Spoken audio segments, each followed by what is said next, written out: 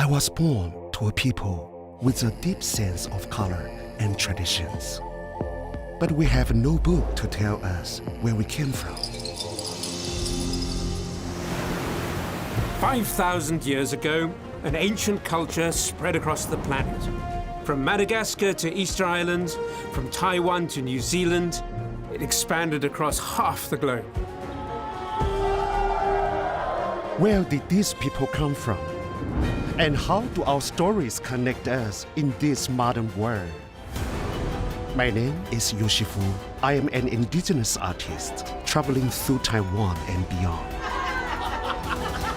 to retrace the forgotten rituals and the culture that my ancestors may have spread across the Pacific. My name is Julian Davison. I'm a historian and anthropologist. And I'm on a quest to locate the point of departure for one of humanity's greatest voyages.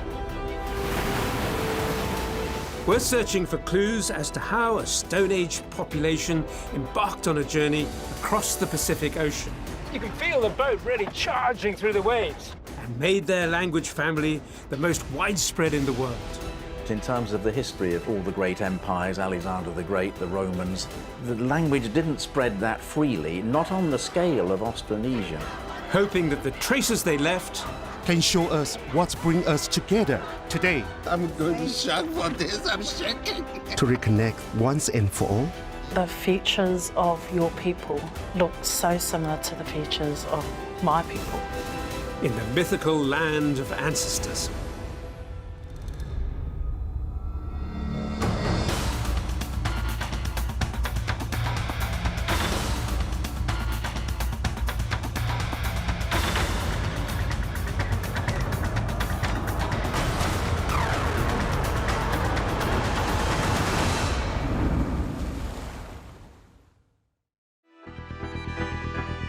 Taiwan, home to one of Asia's most cosmopolitan cities.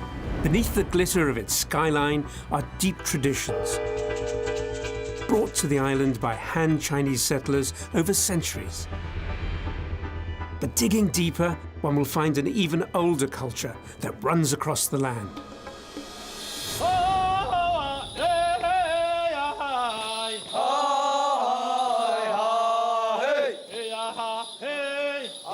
Represented by indigenous inhabitants. 16 indigenous peoples spread across the island. And today, the largest group, the Amis, is celebrating an ancient ritual, the Ilison or Harvest Festival.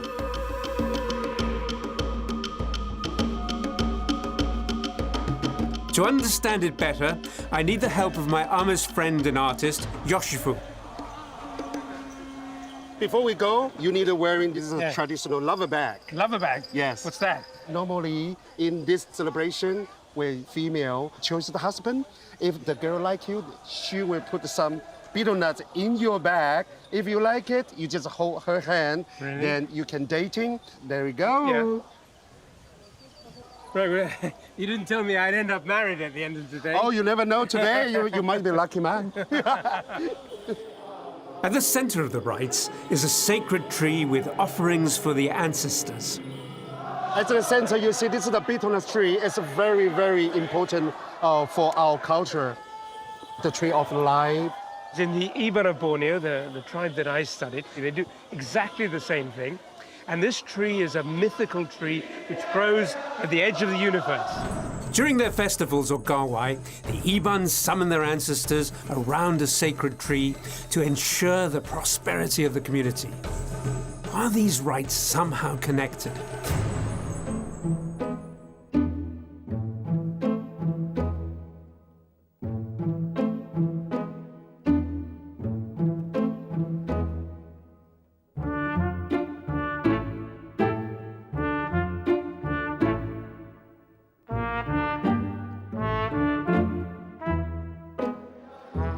I'm a terrible dancer, but the people here are very indulgent, and I held the hand of a very pretty girl, but I don't think she dropped a bit of betel nut in my bag. At least I don't think so. I may not have found myself a wife, but at least I'm not leaving the tribe empty-handed, as I witnessed an ancient cultural tradition that shares ties with others far beyond the shores of Taiwan. Just how far do the branches of this culture spread, and where are its roots? The Amis do not keep written records, but they do pass their stories down from one generation to the next. So back at Yoshifu's workshop, I want to dig deeper into his memories. My ancestor lived this land maybe talk about 5,000 or 6,000 years. It ties in with the archaeological record, which seems to indicate that your tribe and the ancestors came here 5,000 or 6,000 years ago. The older will tell us the story. I remember one of the story. It talked about once upon a time, the land is full of people, not enough for all the people to live. They sent one boy and one girl with the boat, give it to them enough water, fruits, and seed, send them to find out the new land. We are the voyager. Indeed you are. How far could they have reached? A special contingent from afar may give us some clues. The Ngati Manu tribe has travelled almost 10,000 kilometres from New Zealand to take part in this year's festivities. They too share similar legends. But what is the connection? Everybody say things like some of our kids look like their family, you know, we go back history many years ago. Is there something more behind mere physical resemblance? Apparently there's a triangle. Yeah. It's called the Pacific Triangle. We just know that the Pacific Triangle, that's all we've been taught. At the core of their common understanding is a land of shared origins. Hawaii ki nui, Hawaii ki roa, Hawaii ki pāmamao. A big Hawaii. Right. A very long Hawaii. Hawaii, the mythical homeland of the Polynesians, a legendary place which was the point of departure to populate the Pacific Islands, including New Zealand. But how does Taiwan fit into this picture?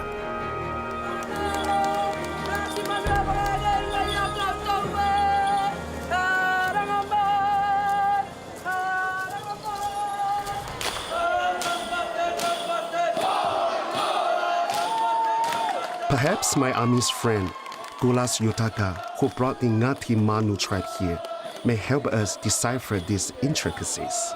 Actually, we know that we have strong similarities. From the dancing and songs, we feel connected to each other strongly.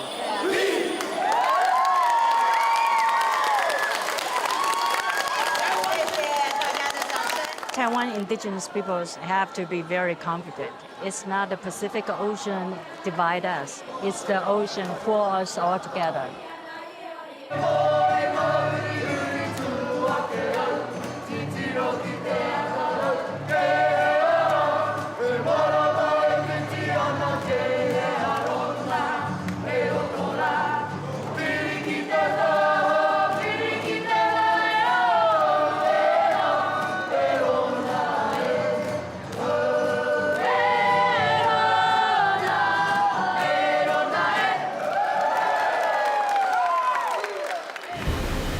Maori, Amis and Iban belong to a group of people known as the Austronesians, whose languages are spread across at least 3 continents over an area of 26,000 square kilometres, from Madagascar to Easter Island. The earliest versions of their languages are only found amongst Taiwan's indigenous peoples, prompting scholars to believe that their diaspora might have started from this very island. An hypothesis Professor Peter Bellwood named Out of Taiwan.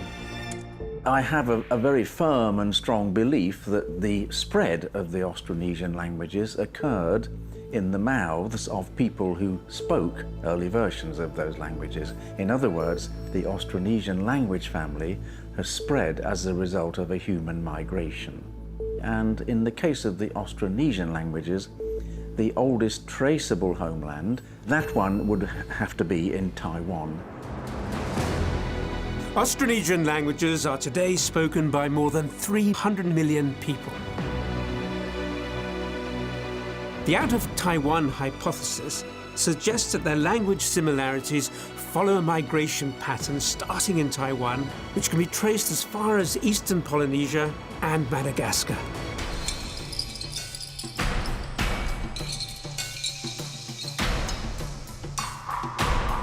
Ancient stories and much of the science would seem to suggest that Taiwan was the homeland of several peoples, now living separated by thousands of kilometers of open sea.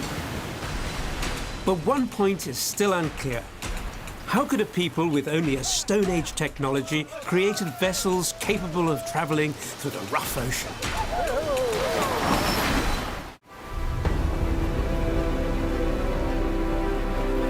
Some believe that Taiwan may have been the point of origin for one of the world's largest migration of ancient times, that of the Austronesian people, who spread their languages over 3 continents starting 5,000 years ago.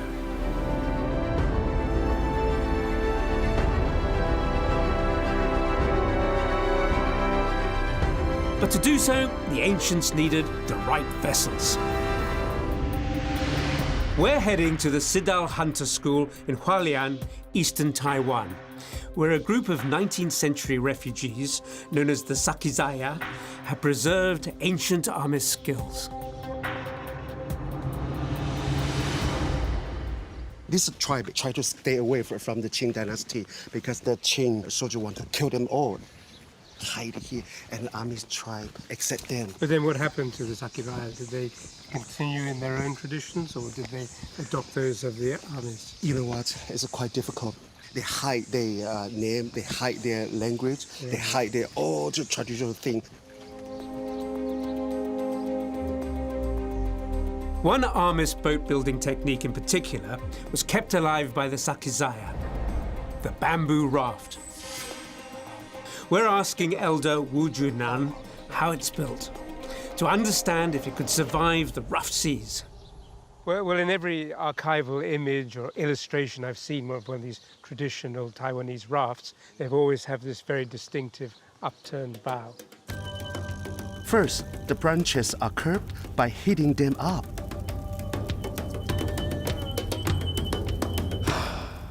这个里面是一节一节的，它有空气。如果你烧的时候，它会热胀，那个里面的气会爆开，所以说我这里都有打洞。Actually, very light. Yeah. Once the bamboo poles are ready, they have to be tied together. Now we're going to using the rattan. Yes. Cut it up from this side to the end.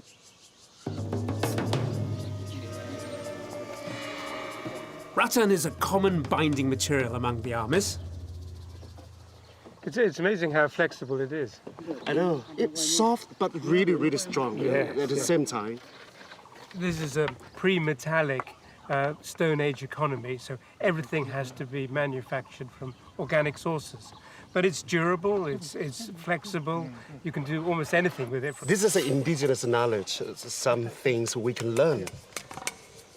Well, Julian, look like you know how to do it.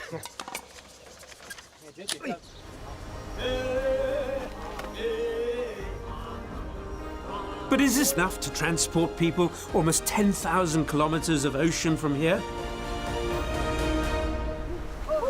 To test the theory, we're trying out this replica of one of their ancient rafts.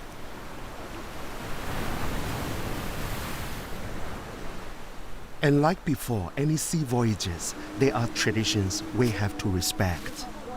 That's an offering. Betel nut, sticky rice. Yes. And these are offerings to the... For the god of the sea.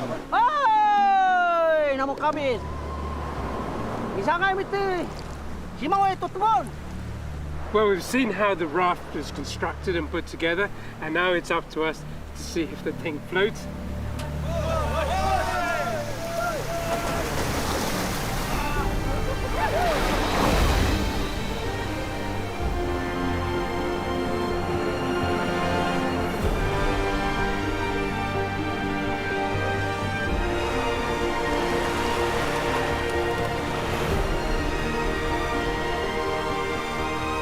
But maybe there is something more we need to know about them. Well, I don't know about your ancestors, Yoshifu, but my feet are wet. I can tell. I think this kind of condition just only suitable for fishing nearby. I don't think it's strong enough to go too far away or long distance. Yeah, it's just a sort of coastal marine foraging and fishing, as you say. Yeah. But we have to consider the fact that somehow your ancestors, they got from the island Taiwan to at least the nearest islands, and they must have got there somehow.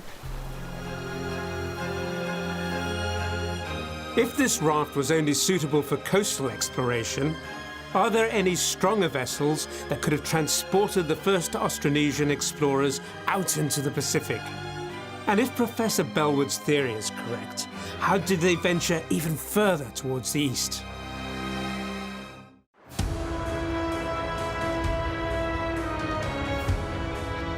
Could an ancient people have travelled nearly 10,000 kilometres over rough seas from one island to another to spread their culture across at least 3 continents? Some believe that during the greatest diaspora of ancient times, the Austronesians did just that. To find out what type of boats might have enabled this journey, we're following a lead at the southernmost inhabited island of Taiwan, Orchid Island. Home to the Yami, or as they call themselves, Tao, whose distinctive boat, the Tatala, also has a bigger version built for oceanic travels.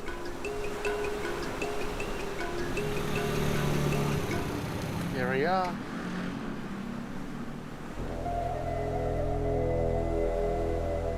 这个是我们蓝屿的金戈岸，就是大船。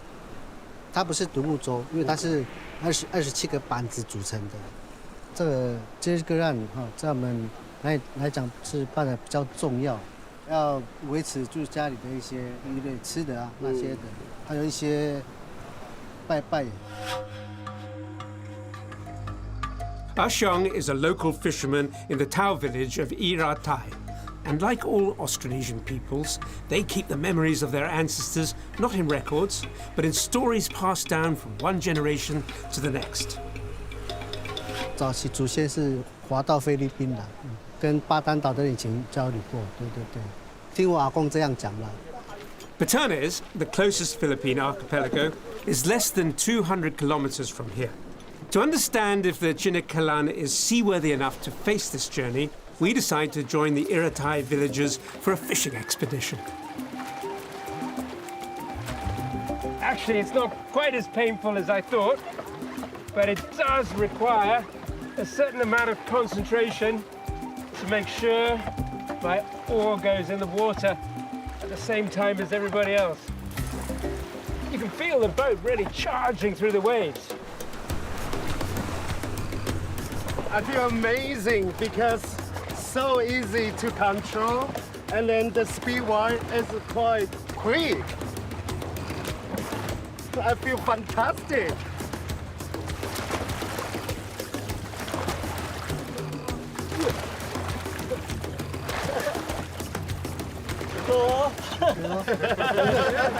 Out.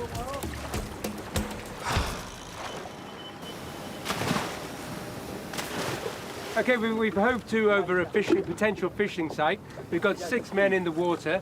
They're diving down deep, free diving, and they're laying out a net, about 300 meters from one end to the other, I believe.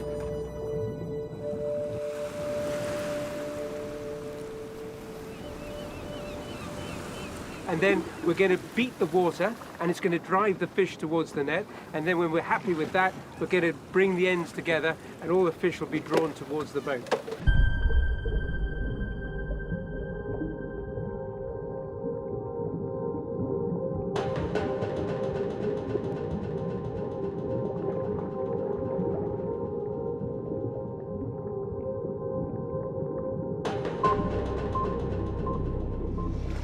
Right now, we're going to close to fishermen because they got a fish already. They're going to bring the fish onto the boat.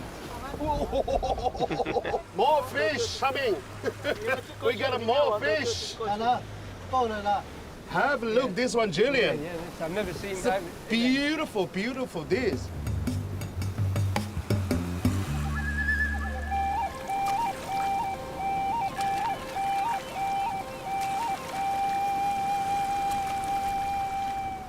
So Yoshifu, what do you think of that? When I roll, that boat over there, I think it's easier, and then also the speed is quite fast.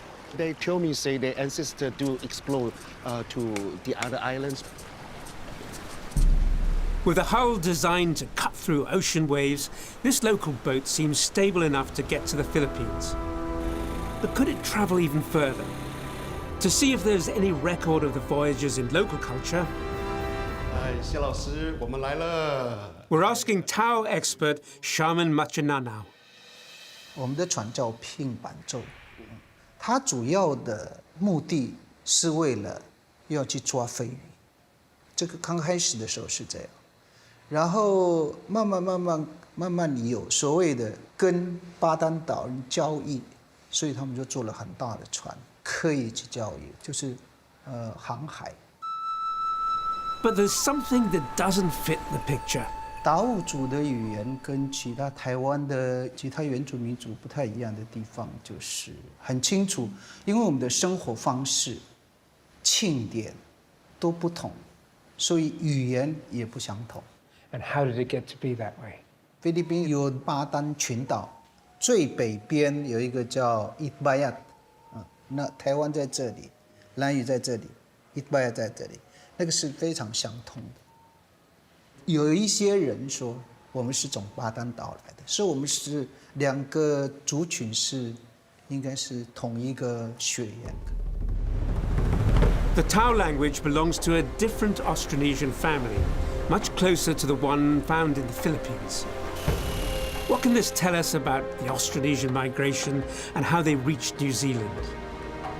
To find out, we have decided to split our journeys. Yoshifu will follow the loose strand of his people's cultural weave in search of clues, while I follow the trail to the Pacific Ocean in search of fragments that could better satisfy my curiosity.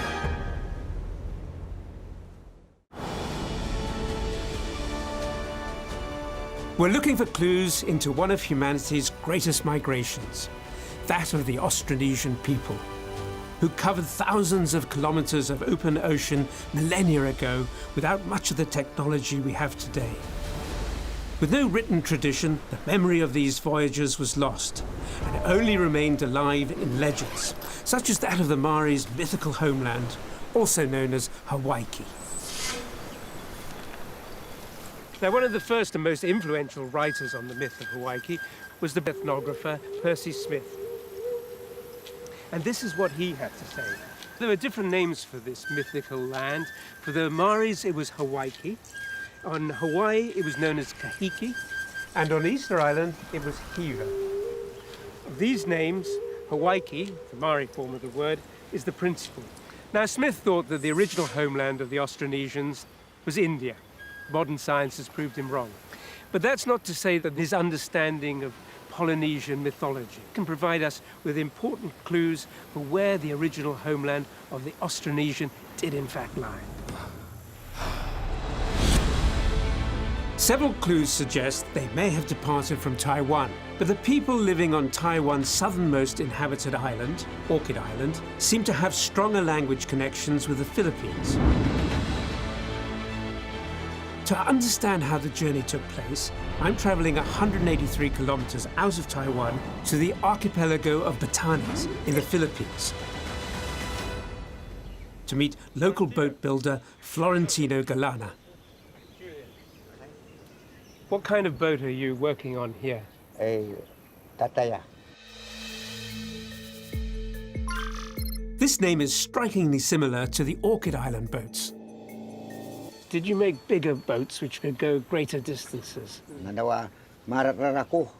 Kanyan rarako kanaw pero ang usa no paibiyahin na may gisabtang am nanubata hendam yung maranda jom sinud keran nakan paibiyahin nas kanu paihuyhuranan na resaura rako. As nadup ka pangamong lang namunam no masagal an manao nam Chinikaran. That is the same word that they use for the big boats in Orchid Island. This is Tataya. There they have Tatala for the same kind of boat.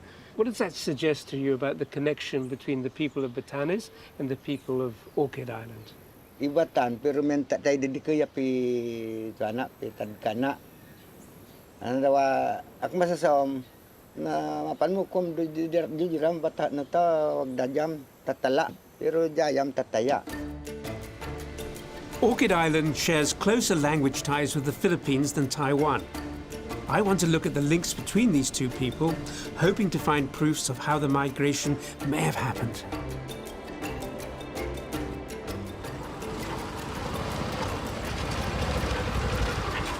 Okay, salamat. The idea of an ancestral island homeland, Hawaii, is widespread across the Austronesian world. But this is not just a home for the ancestors, it's also the land of the dead, an earthly paradise very like this world, except perfect. And it's where the dead return to be reunited with those who have gone before them. Local historian Ed Delphin is showing me how. This is an ancient burial site of our ancestors in the islands and speaks of our connection with the homeland we have here. Their journey to afterlife is through a boat. Across the sea. Exactly. When they die, they use this to sail to afterlife, and because the final resting place is the sea. So this is obviously a reproduction of one of the canoes, the tatayas. Well, exactly. It's a kind of semblance of what we have, what we are using at the present day, tatayas here. Yeah. Right, but I mean, we can see the ocean out there. And it strikes me that to the north is Taiwan. And is there some sort of connection? From the stories of the past, we know that our ancestors sailed from the north to our islands here. And this is probably around 4,500 before the present. And from those years, they occupied the area. And then, after a certain period of time, some of our ancestors sailed back to the northern part and settled in Orchid Island. We share the same culture. The local vessels allowed the migration to happen not just in one direction. There was a time in the past when people living in this area connected through the ocean. They were traveling back and forth, living from the sea together as one. But those links have been forgotten.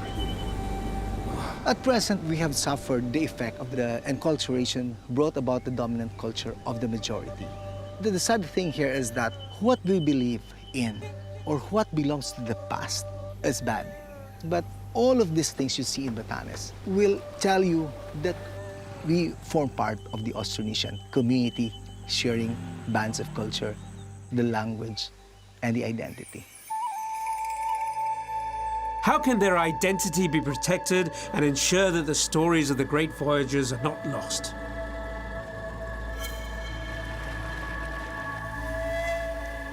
And what can they tell us about our present world? While my friend Yoshifu finds out what place indigenous wisdom can still have in the modern era, I'm reaching out to science to determine whether these links are more than just myths.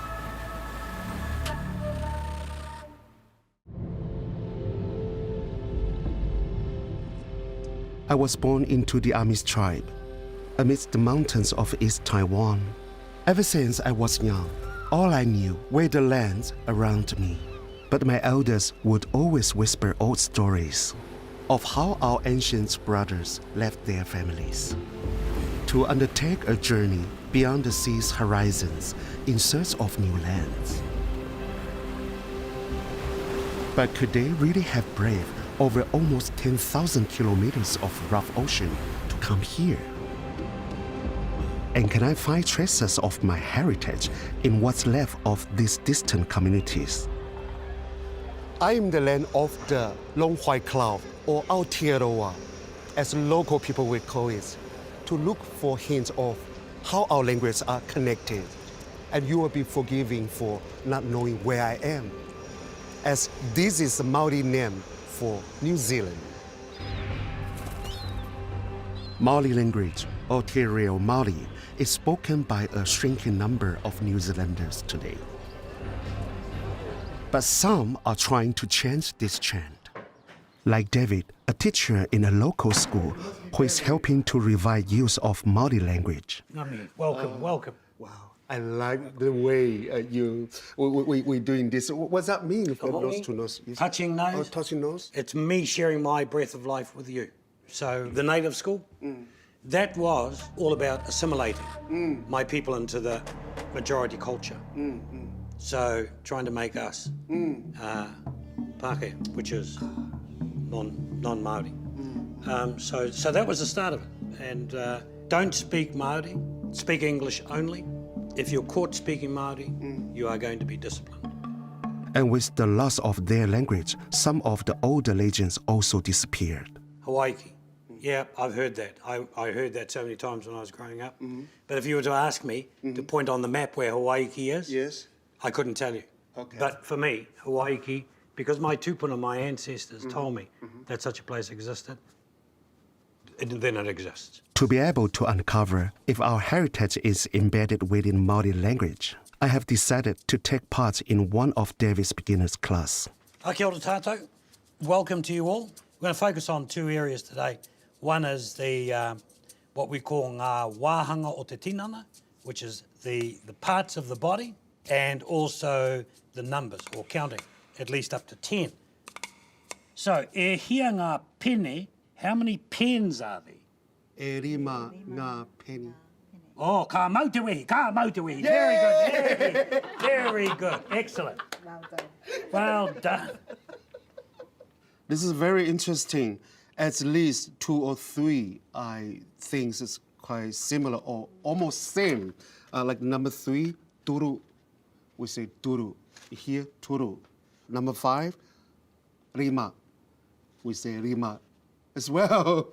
Gosh, I'm going to shock for this. I'm shaking. And also the other body parts, very interesting. The leg, awai. Wai. We call awai. Okay. Yeah. The ear, we call tangira. Quite similar, not exactly the same, but close. Well, there you go. That's Very short, interesting, sharp. But as much as David's work has made me realize how close we are, it's also made me wonder how fragile these links could become if they are not nurtured in the present time.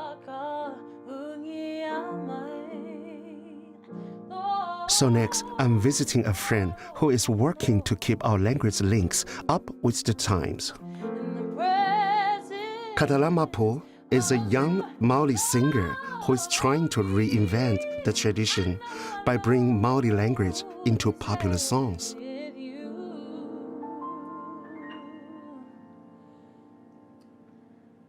Singing in Te Reo Māori is one of my big dreams, to get my language out to the world. So, yeah.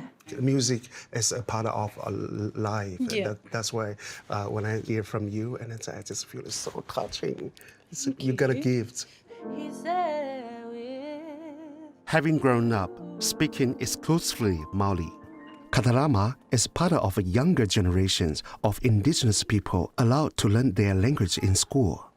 I grew up talking Te Reo Māori, being taught Te Reo Māori, and I must say it's an amazing thing, because a few years, back when my grandparents, they weren't allowed to talk Māori. That gives her an insight on how to continue her people's legacy. Through singing, we get to share our stories, our Māori stories, to our younger generation and our older generation. Because our older generation, some of them don't even know how to talk Māori, so we're still trying to, to improve, maybe. Also, continue the culture. Yeah. Naruwan do iyo in hoya. O kare ana ngau hai orotorua fiti atu kwehine. Like many of the indigenous languages in Taiwan, Maori was almost lost through history. With no written tradition, our culture was inscribed in chants that were passed down from one generation to the other. Just as today, back then, music and songs are an important way to keep this culture alive. And I'm right in time to see how. Wow, what is this? This is our taniwha. I'm joining Katarama for the New Year festivities, or Matariki.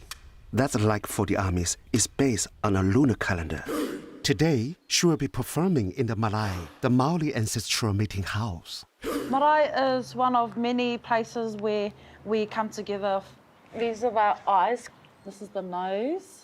This is the whole face. The tongue, the mouth. Taniwha, they belong in the ocean. And ocean to us is tangaroa. He rules in the ocean, so when he's angry, the waters are gonna be very rough. When he's happy, it's calm.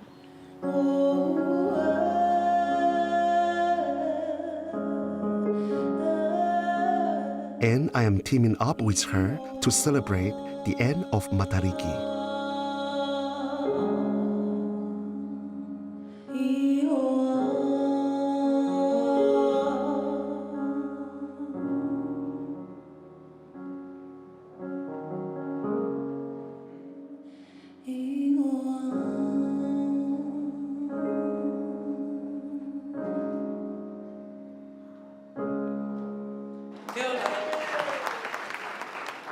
We sing all the time because a part of our cultural. So this is like singing daytime and nighttime. I hope you like it.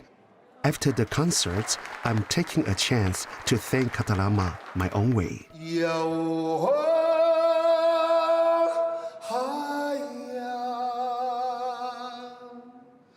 yo,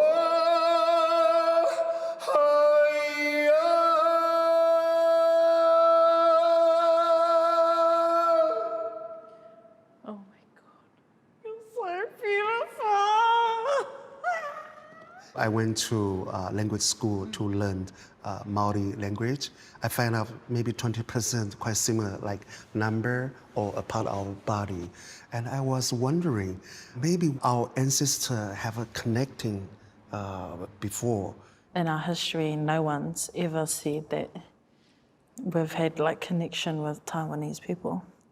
So only recently people have said, yes, the features of your people look so similar to the features of my people. The importance of keeping our culture alive in present times has suggested me that there might be some sort of connection in the last myth of our tribes. But that is not enough to conclude that Taiwan is the legendary homeland of today's Austronesian peoples. We need to rely on more than just rituals and stories. So I am en route to see if I can find a more primal link within ourselves.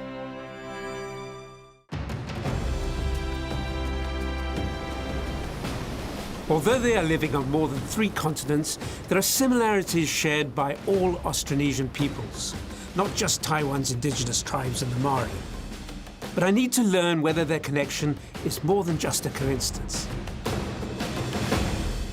When the first European explorers and navigators entered the Pacific in the 17th and 18th centuries, it immediately became clear to them that there was a striking resemblance between the peoples of one island and the next, and not just in terms of language, but also customs and beliefs.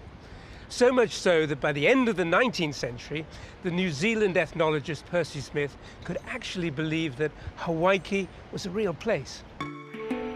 At that time, no scientific instruments were adequate enough to find a reliable solution to this riddle. But today, scientific evidence can give us a better insight as to what might actually have happened. So I've come to the National Museum of Natural Science in Taichung to unravel this mystery. Professor, when I was doing my research, we were relying largely on linguistic models and on archaeological models. But since then, genetics has entered the picture in a big way. What does DNA have to add to our story?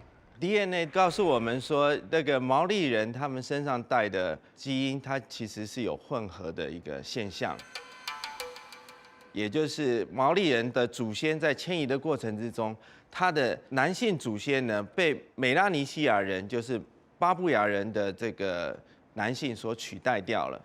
那毛利人身上的粒线体 DNA 都只有从波利尼西亚人的这样的一个特征，而这可以追溯到台湾的粒线体 DNA， 所以我们就发现到毛利人身上的基因组成有台湾的母系组成，也有巴布亚人身上的父系组成。But present-day Maori DNA only tells us one part of the story, since DNA samples have only been compared to those of modern Taiwanese indigenous peoples. 这是我们最近挖掘出来的一副人体的骨骸，那它在大概距今的时间是2000年。Wow. So these remains came from a burial site. 对，我们还会看到很多的陪葬的物品，包括说像陶器啦、琉璃珠啦，全面拼凑他们当时生活的样貌。We can be confident that this is an Austronesian burial. 台湾的汉人来到台湾，大概就是从16世纪，距今大概500年，所以我们相信这一群生活在台湾岛上的人都是台湾原住民的祖先，也就是南岛民族。Chen hopes to be able to extract DNA from these remains and determine whether genetics can link not just the present, but also the past. 我们都有尝试要把 DNA 抽出来，不过因为台湾的土壤比较酸，所以它 DNA 保存的环境比较不好，所以成功抽出人骨 DNA 其实非常的少。现在台湾的遗传的资讯，大部分都是现生人的 DNA 为主。Science has shown that the DNA of the Taiwanese tribes can be found coded within the genes of Austronesian communities as far as New Zealand. And something even more important was brought along with that. When the Austronesians reached the islands of Melanesia, the female line remained the same, and we can trace that all the way back to Taiwan. But perhaps the genes is not what is important here, but the Austronesian language and the cultural ideas that go with it. They continued into the Pacific. Only part of the genetic heritage remains visible today.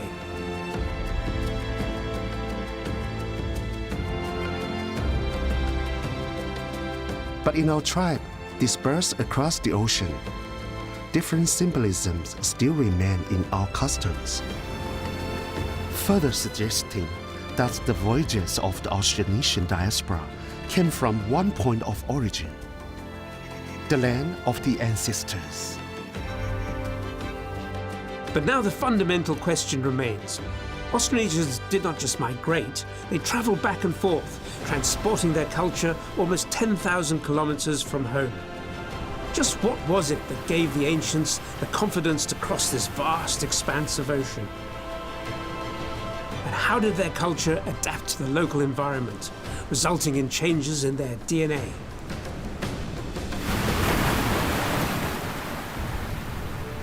Next, I will follow the trail of the Austronesian migration down to Fiji in the Melanesian Islands, to discover if more signs could suggest how Austronesian culture possibly expanded. Just while I'm looking to find back how our knowledge and strength can be united again. To wipe off the dust and find out how the past can be beneficial to our world today.